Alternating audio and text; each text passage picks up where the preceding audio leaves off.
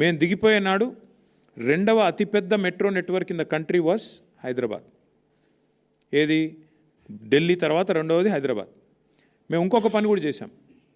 దిగిపోయే ముందు మేము సరిగ్గా ఒక 6 నెలల ముందు హైదరాబాద్ మిగతా అన్ని నగరాలకు కూడా భారతదేశంలో దాదాపుగా మెట్రో నగరాలకి ఎయిర్పోర్ట్ నుంచి సిటీకి మెట్రో ఉంది, ఎక్స్ప్రెస్ ఉంది, మన దగ్గర లేదు, ఇది ఆలోచన లేకుండా చేశారు అని చెప్పి కేసీఆర్ గారు ఒక నిర్ణయం తీసుకొని మరి ఎయిర్పోర్ట్ మెట్రో కూడా ఆనాడు మరి మైండ్ స్పేస్ నుంచి డైరెక్ట్గా శంషాబాద్కి ఏది ఓఆర్ఆర్ ఎంబడ తీసుకొని పోయేందుకు కూడా టెండర్ పూర్తి చేసినాం, శంకుస్థాపన చేసినాం.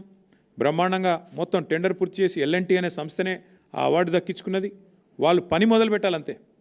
ఇంకా అద్భుతం ఏంటంటే ఏ మాటకు ఆ మాట ఆనాడు కాంగ్రెస్ ప్రభుత్వం డాక్టర్ రాజశేఖర్ రెడ్డి గారు ఎప్పుడైతే ఓఆర్ఆర్ నిర్మాణం చేశారో ఒక మంచి పని చేసినారు. అందులో ఏం చేసినారు? ఓఆర్ఆర్ చుట్టూతా మెట్రో రైల్ కారిడార్ కూడా స్థలం సేకరించి పెట్టినారు.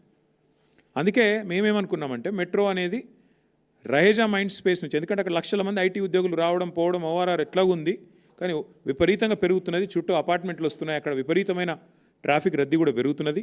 కాబట్టి ఇక్కడ నుంచి కేవలం ఎయిర్పోర్ట్ వరకే పోదు, అది మధ్యలో స్టాప్స్ కూడా ఉంటాయి. బుద్వేల్లో, శంషాబాద్లో, యువతల నార్సింగిలో ఇన్ని స్టాప్స్ ఉంటాయి, ఖాజాగూడలో. దానివల్ల ఏమవుతుంది? ఎవరైనా అవసరమైతే ఫైనాన్షియల్ డిస్ట్రిక్ట్లో పనిచేసేవాళ్ళు కానీ, రాయదుర్గంలో పనిచేసేవాళ్ళు కానీ, మైండ్ స్పేస్లో పనిచేసేవాళ్ళు కానీ శంషాబాద్లో ఉంటూ కూడా రోజు వచ్చిపోవచ్చు.